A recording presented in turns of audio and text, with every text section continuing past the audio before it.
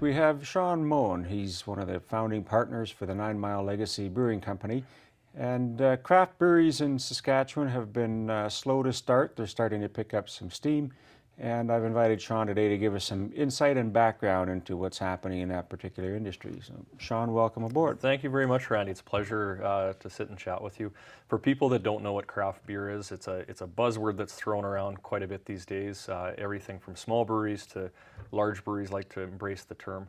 It's a term that popped up in the 80s, mainly as a marketing term of distinction, to distinguish small, independent, and high-quality breweries from the large commercial breweries that were prevalent. It's a term that definitely gets used time and time again. We prefer to just talk about our beer as opposed to craft beer being really good beer and highly high variety, high quality beer that will be very different from the very basic yellow fizzy lagers that you might have experienced. One of the things that I've noticed just with regards to the clientele that are starting to take an interest in that is the depth of knowledge that they have about everything from the hops and where some of the barley is grown and whatever ingredients are used. It's been pretty interesting, Randy. You know, we expected, I think, as a business starting out, to have a much more of a hill to climb in terms of convincing people to try different beer. Saskatchewan consumers are totally keen and totally keen to try new things if they haven't tried different types of beer before. If they have, then they want as much variety as they can possibly get. It's been a real pleasure. I come from Cabri, Saskatchewan originally, which was a Molson Canadian Pilsner town. If you didn't drink Pilsner, you didn't know what good beer was. To have... Where's Cabri? Cabri is just north of Swift Current, down in the Okay. southwest corner. Dad's taking off the crop right now as we speak. So my folks still live down there. In fact, the area is really how we got our name as a business. Mile Legacy is a story of my business partner Garrett and I, our families. 100 years ago when the Petersons and Moens moved north of Cabri, their farms were and still are 9 miles apart. And so as we were thinking about who we were as a business, we realized that our partnership was much bigger than the two of us. Every generation of our families have worked together. So, you know, I think about the Cabri area with a lot of affection, and in a similar way, and perhaps it's a bit weird for a microbrewer to say this, I think about Pilsner with a certain amount of affection. So there's a bit of pride that goes along with it when I get a Pilsner drinker coming through our door, trying something different for the first time and leaving with something hoppy like our IPA or our oatmeal stout. So you're right. Consumers are very knowledgeable. If they aren't, they're eager to learn. What do you see was a bit of a tipping point, just in terms of the consumer that's there? So is it price? Is it just more of a refined palate for beers now? And I think it's a really interesting question, because I think about this on occasion as well. We spent some time before we started 9 Mile Legacy traveling to other places where craft beer was a bit more advanced, and both in terms of variety of manufacturers, variety of product, and the types of services like tap rooms that are available to a customer. So I think about this on occasion. You know, I think that Saskatchewan people, by and large, with a few notable exceptions, haven't experienced a wide range of craft beer over the last better part of a decade or two. The notable exceptions being places like Paddockwood and Bushwhacker, who were doing the small brewery thing way before it was as common. I think that Saskatchewan people are being exposed to this type of product more, whether it's from traveling or whether it's being able to get different types of products in the province. And as it kind of works in this industry, the more you experience, the more you want to experience.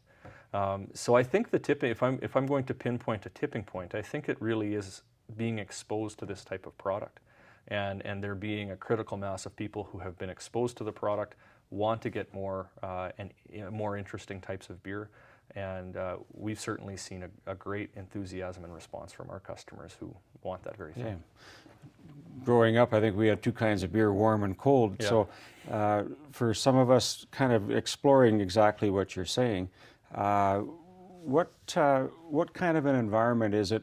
I mean, do I just start in my garage and start making a business making beer, or how does that work? Yeah, no, it takes a long time to sharpen the saw. Garrett and I brewed together in our garages for about 10 years before we started 9 Mile Legacy. really have a passion for different types of beer, and the full extent of what beer can be when you're both exploring traditional styles and pushing the boundaries a little bit. The process wasn't quite complete for us. I mean, people could take different paths when starting a business like this, but both Garrett and I quit our professional careers. I was a practicing lawyer at the time. Garrett was managing the laboratory for Golder Associates, which is a notable environmental engineering firm. And we went traveling. We spent time working in commercial breweries to get a very good handle on commercial processes before starting 9 Mile Legacy. It was important to us that we knew not only how to make beer, but how to make it commercially and how to make a very high quality and reliable product and predictable product. I think starting in your garage is a fantastic start. If you want to experience different types of beer, by all means jump in with both feet and start making beer. Start drinking different types of beer. I was talking with one of our employees the other day, and we were talking about goals and things that he should focus on as a member of 9 Mile Legacy. And it may seem like a trite comment, but my comment was drink more beer. Try more different types of beer. In a business like this, you have, I suppose, two priorities. One is you need to be passionate about the product. You need to be passionate about beer. And 1A, I would say, is you need to be passionate about business. They're both very close cousins, but definitely if you want to get started in something like this, you need to be passionate about beer first. So you don't necessarily wake up one morning and think, I'm going to be a brewmaster today. And some people do. Yeah. Some people do. It's the sort of industry. I'm really pleased with how the industry in Saskatchewan's progressing. I think an industry is only made strong, and this will seem funny because it's funny from the perspective of cheering on one's competitors. But I think that an industry is only made strong by a number of really good people making really good product. It's the sort of thing where a person may only try a strange beer once or twice in their life, and if they don't have a good experience, they're going right back to the beer they've always drank. Sure. So I laugh, I chuckle a little bit at waking up one morning and deciding to be a brewmaster. I think, and I'm not talking about Saskatchewan, but in other jurisdictions, I've noticed some breweries popping up in that manner. It's perceived as both a lucrative and sexy industry. I'm not sure it's either of those things right now, but you do have businesses that start for that reason. But really, it needs to be all about the product, and I think the state of the Saskatchewan industry is really, really favorable on that footing. Is that because not only are many of the residents knowledgeable and getting more knowledge, but in terms of being close to the supply source and producing the malt barley, I would presume, is what primarily you're using? Barley's really easy in Saskatchewan. We grow the best barley in the world, so it's a no-brainer that we as a brewery use barley that's malted out and bigger at Prairie Malt, and I know a number of other breweries are doing that as well. That only takes you so far, I think. I think that we have a very discerning consumer in Saskatchewan that's either discerning or becoming discerning, and so it requires all of us to really bring our games. It challenges us, and that is good. I say the local supply aspect's only a small part of it because really barley is what we can get in Saskatchewan. We get great barley here. Hops are much more like grapes. They're really dependent on terroir. So if you have a Cabernet Sauvignon from South Africa, it's very different from one in California, very different from one in Australia, and the same is true for hops. European hops will be a bit more floral, spicy, earthy hops in England, piney, citrusy hops in West Coast North America, and almost tropical fruit flavors in the Southern Hemisphere. So we source our hops from all over the place. Barley is easy, as I say, it's from Saskatchewan. And then we combine that variety of inputs to develop a product that the discerning consumer is going to enjoy. And that's all trial and error? Yeah, there's a lot of trial and error. We've definitely made bad beers in our home brewing days. We're making fewer of those now, I'm happy to say. But it's fun. Beer, from my perspective, is a lot more fun than wine, and I like a nice glass of wine too.